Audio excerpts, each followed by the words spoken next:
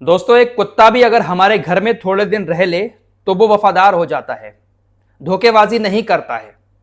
लेकिन इसी दुनिया में कुछ लोग ऐसे हैं कि किसी दूसरे देश के अंदर रहते भी हैं और उसी देश के साथ दगाबाजी भी करते हैं। टॉपिक पर आते हैं, बात अमेरिका की कर लेते हैं। अमेरिका जिस थाली में खाता है उसी थाली में सुराग भी करता है। अमेरिका इराक के अंदर सालों साल से पड़ा हुआ है, उनकी जमीन का इस्तेमाल करता है, उनका नमक खाता है, उनका तेल निकालता है, इराक का तेल बेचकर पैसा कमाता है, लेकिन हमला भी इराक के ऊपर ही करता है। खबर शायद आप लोग अब तक सुन चुके होंगे कि सऊदी अरब ने अमेरिका के साथ मिलकर इराक के ऊपर बड़े हमले किए हैं। 6-7 घंटे पहले हमले हुए थे। यह खबर आपने अगर सुन भी ली है फिर भी इस वीडियो को जरूर देखिएगा, क्योंकि जो अब नए अपडेट आ रहे हैं वो आपको जानना जरूरी है। ये सऊदी अरब जैसे देश अमेरिका के ऊपर इतना भरोसा करते हैं, अमेरिका के साथ मिलकर इराक के ऊपर इतने बड़े हमले कर दिए। अगर अमेरिका का कहीं पर मतलब निकलता हुआ तो अमेरिका किसी और के साथ मिलकर सऊदी अरब के ऊपर भी हमले कर देगा। दोस्तों, अपनी पिछली मिडिल ईस्ट की रिपोर्ट में मैंने आपको बताया था कि सऊदी अरब की सबसे बड़ी तेल कंपनी अरामको की एक रिफाइनरी पर ड्रोन हमले हुए। सऊदी अरब ने इसका आरोप इराक के ऊपर लगाया कि इराक के अंदर ईरान समर्थित जो मिलिशिया है, जो संगठन है, उसने हमारी तेल की कंपनी पर ड्रोन से हमला किया। हालांकि सऊदी अरब ने दुनिया के सामने इस हमले का कोई पुख्ता सबूत नहीं रखा, बस दावा कर दिया कि हमला इराक की जमीन से आया था। हिजबुल्लाह जो इराक के अंदर एक्टिव रहता है, उसकी तरफ से स्टेटमेंट जारी किया गया था कि सऊदी अरब सरासर यह बात झूठ बोल रहा है।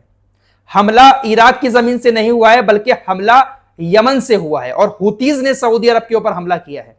लेकिन सऊदी अरब इस बात को कबूल इसलिए नहीं कर रहा है क्योंकि सऊदी अरब को ऐसा लगता है कि हम हुतीज को हरा नहीं पाएंगे। अगर सऊदी अरब यह बात कबूल कर लेता है कि हमला हुतीज ने किया है तो फिर सऊदी अरब को पलटवार हुतीज के ऊपर करना पड़ेगा, जो कि सऊदी अरब नहीं कर सकता। हुतीज को सऊदी अरब नहीं मार सकता, उनको हरा नहीं सकता। इसलिए आरोप इराक के ऊपर लगाया कि इराक की जमीन से हमला सऊदी अरब के ऊपर आया था और अब सऊदी अरब ने अमेरिका के साथ मिलकर इस हमले का बदला इराक की जमीन पर हमले करके ले लिया है। सऊदी अरब की वायुसेना ने अमेरिकी सेंट्रल कमांड के साथ मिलकर इराक की जमीन पर बड़े धमाके किए। तकरीबन 7 प्रांतों में हमले हुए। सऊदी अरब का कहना है कि हमने ये हमले ईरान समर्थित मिलिशिया के ऊपर किए हैं, जिन्होंने हमारी तेल की कंपनियों पर हमला किया था। हमने उन्हीं के ठिकानों को निशाना बनाया है, उनको बहुत बड़ा नुकसान हुआ, उनके हथियारों के भंडार तबाह हो गए, बहुत सारे लोग मारे गए। कुछ खबरों के मुताबिक अमेरिका और सऊदी अरब के हमलों में इराक के अंदर जो ईरान समर्थित मिलिशिया है उसके चीफ ऑफ स्टाफ समेत तकरीबन 12 मेंबर मारे गए। अमेरिका और सऊदी अरब हमला करने के बाद यह दावा कर रहे हैं कि हमने उन लोगों के ऊपर हमला किया है जिन्होंने हमारी तेल की कंपनी पर हमला किया था। लेकिन दोस्तों, यह हमला इराक की सेना पर भी था।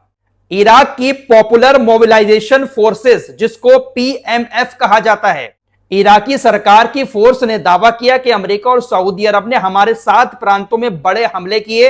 इन हमलों में हमारे 20 लड़ाके मारे गए और तकरीबन 32 लड़ाके घायल हो गए। यहां से आप अमेरिका का दोगलापन देख सकते हैं।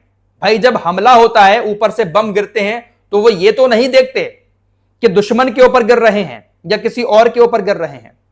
खतरनाक हमले 7 प्रांतों में जब किए, बम बरसाए, तो इराकी सेना के उसमें जवान मारे गए, 20 जवान मारे गए, 32 घायल हो गए। यह दावा इराकी फोर्सेस ने खुद किया है। अब जब लोग मारे गए हैं तो नुकसान भी इराक की सरकार को वहां पर हुआ होगा। तो अमेरिका उन्हीं की जमीन पर रह भी रहा है और उन्हीं की सेना के ऊपर हमले भी कर रहा है। क्या भरोसा कल सऊदी अरब के ऊपर अमेरिका किसी और के साथ मिलकर हमले शुरू कर दे। अमेरिका कभी किसी का सगा नहीं हुआ है, लेकिन अरबी देशों को कुछ समझ नहीं आएगा। मिडिल ईस्ट में ये जो लड़ाई छिड़ी हुई है, एक दूसरे के ऊपर बमबारी हो रही है, इसका जिम्मेदार कोई और नहीं, सिर्फ और सिर्फ अमेरिका है। और अब से नहीं है, सालों साल गुजर गए हैं। मिडिल ईस्ट में तबाही के जो मंजर नजर आते हैं वो सिर्फ अमेरिका की वजह से है। ईरान के ऊपर इनका बस नहीं चला, वहां पर इनकी दाल नहीं गली, तो अपनी बादशाहत दिखाने के लिए, अपनी ताकत दिखाने के लिए सऊदी अरब के साथ मिलकर इराक के ऊपर हमले शुरू कर दिए। अब इराक की तरफ से कहा गया है, इराकी जो मिलिशिया है उसकी तरफ से, कि इसका जवाब सऊदी अरब को दिया जाएगा। उधर हुतीज भी कह रहे हैं कि इराक के ऊपर ये जो हमले किए हैं सऊदी अरब ने, इसका जवाब हम देंगे, हम अपने इराकी भाइयों के साथ खड़े हुए हैं। तो जंग में सऊदी अरब सीधे तौर पर अब उतर आया है। अब इराक और यमन से सऊदी अरब के ऊपर हमले शुरू हो जाएंगे। अमेरिका फिर चढ़ाकर सऊदी अरब को पूरे इलाके में बम बरसाएगा। फिलहाल ऐसी भी खबरें आ रही हैं कि ईरान ने जॉर्डन के अंदर अमेरिका के बेस पर 6 बैलिस्टिक मिसाइलों से हमला किया। कुछ मीडिया रिपोर्ट्स में दावा किया जा रहा है कि ईरान के ऊपर कुछ अटैक आए थे ड्रोन और मिसाइल के, जिसके जवाब में ईरान ने जॉर्डन के अंदर अमेरिका के बेस को निशाना बनाया। हालांकि अमेरिका का कहना है कि हमने तमाम मिसाइलों को इंटरसेप्ट कर लिया है। पता नहीं कहां से ये मिसाइलें गिर रही हैं दोस्तों। अजरबैजान के अंदर भी एक मिसाइल जाकर गिरी है। कहां से आई ये मिसाइल कुछ नहीं पता, लेकिन खाली इलाके में जाकर गिरी है। अब इराक के ऊपर ये जो आरोप लगाया कि इराक ने हमला किया, हो सकता है कि इसके पीछे किसी और की साजिश हो, क्योंकि अमेरिका इजराइल वो देश हैं जो शांति नहीं चाहते हैं। इजराइल इस वक्त कुछ नहीं कर पा रहा है। नेतन्याहू बुरी तरह से बौखलाया हुआ है, ईरान के सामने एक भी नहीं चल पा रही है। अमेरिका भी इजाजत नहीं दे रहा है कि ईरान के ऊपर हमले करो, क्योंकि अमेरिका जब तक इजाजत नहीं देगा इजराइल हमले इसलिए नहीं करेगा क्योंकि इजराइल अगर हमला कर देता है तो अमेरिका अगर बचाने नहीं आया तब भी इजराइल की हालत खराब हो जाएगी। इसलिए नेतन्याहू बहुत बुरी तरह से बिलबिला रहा है। अब इसने न्यूयॉर्क के अंदर अमेरिका के अधिकारियों से कहा कि देखिए, हम आपको एक खुफिया जानकारी देते हैं, जो पिकैक इनकी पहाड़ी है ना, उन पहाड़ियों के नीचे ईरान ने दोबारा से अपना परमाणु प्रोग्राम शुरू कर दिया है। बेंजामिन नेतन्याहू ने अमेरिकी अधिकारियों से मुलाकात करते हुए कुछ सबूत पेश करने की कोशिश की है, ताकि अमेरिका एक बार फिर से इस जंग में खुलकर ईरान के खिलाफ खड़ा हो जाए। लेकिन अमेरिका डर चुका है। अमेरिका के पास इंटरसेप्टर मिसाइलें ही नहीं बची हैं। आपको पहले भी बता चुका हूं, अमेरिका पीछे हट चुका है। बड़ा हमला ईरान के ऊपर अमेरिका नहीं करेगा। दोस्तों, पिछले 3-4 महीनों में ईरान ने जिस तरह से अमेरिका और इजराइल का डटकर सामना किया है, हर देश को डर है कि अगर ईरान से पंगा लिया तो बहुत महंगा पड़ेगा। 2-3 दिन पहले आपको खबर बता चुका हूं कि कैस्पियन सागर में यूक्रेन ने ईरान के एक जहाज पर हमला किया। हमले के बाद ईरान ने यूक्रेन को धमकी दी कि इसका खामियाजा आपको भुगतना पड़ेगा। कल कई सारी मीडिया रिपोर्ट्स में यह दावा किया गया कि हो सकता है कि आने वाले 24 से 48 घंटे के अंदर लंबी दूरी की मिसाइलों से ईरान यूक्रेन के ऊपर हमला कर दे।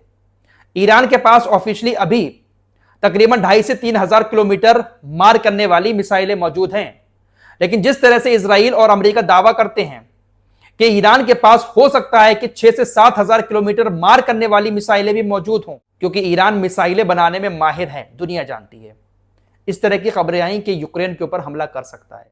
अब खबर आ रही है कि यूक्रेन ने माफी मांग ली है। यूक्रेन ने कहा कि वो ईरान के साथ तनाव बढ़ाना नहीं चाहता है। ईरान के जहाज पर जो हमला हुआ था वो गलती से हो गया था। जहाज को जो नुकसान हुआ है, यूक्रेन उसकी भरपाई करने के लिए भी तैयार है। यूक्रेन तनाव नहीं चाहता है। इसकी जानकारी अब्बास अरागची ने भी दी है। तो इस तरह से यूक्रेन ईरान से डर गया। दोस्तों, ईरान को चाइना से बहुत ज्यादा ताकत मिल रही है।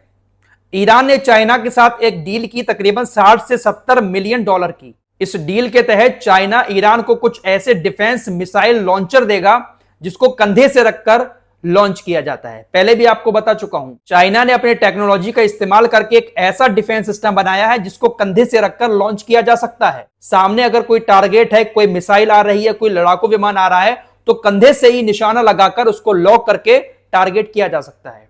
इसी की पहली खेप चाइना ईरान को अगले हफ्ते भेज रहा है। तकरीबन 400 डिफेंस सिस्टम के लॉन्चर जो कंधे से रखकर लॉन्च किए जाते हैं, पहली खेप इसकी ईरान को मिल जाएगी। चाइना से बहुत सारा ड्रोन बनाने का सामान ईरान पहुंच रहा है। मिसाइलों में जो केमिकल इस्तेमाल किया जाता है वो केमिकल भी ज्यादातर चाइना से आ रहा है। तो चाइना से काफी मजबूती ईरान को इस जंग के दौरान मिल रही है। साथ ही साथ रूस से भी बहुत सारा सामान ईरान के पास पहुंच रहा है। फिलहाल सऊदी अरब ने अमेरिका के साथ मिलकर इराक के ऊपर जो हमले किए हैं, इन हमलों से कहीं ना कहीं एक नई जंग की शुरुआत मिडिल ईस्ट में हो चुकी है। हो सकता है कि ईरान भी सऊदी अरब को इसका जवाब दे, क्योंकि सऊदी अरब ने ईरान समर्थित मिलिशिया के ऊपर हमला किया है। साथ ही साथ इराक की सेना के कुछ जवान भी मारे गए हैं। हुतीज पलटवार करने की बात कर रहे हैं। इस रिपोर्ट में इतना ही। कुछ और खबरों के साथ फिर हाजिर होंगे। अपना ख्याल रखिएगा। अल्लाह हाफिज।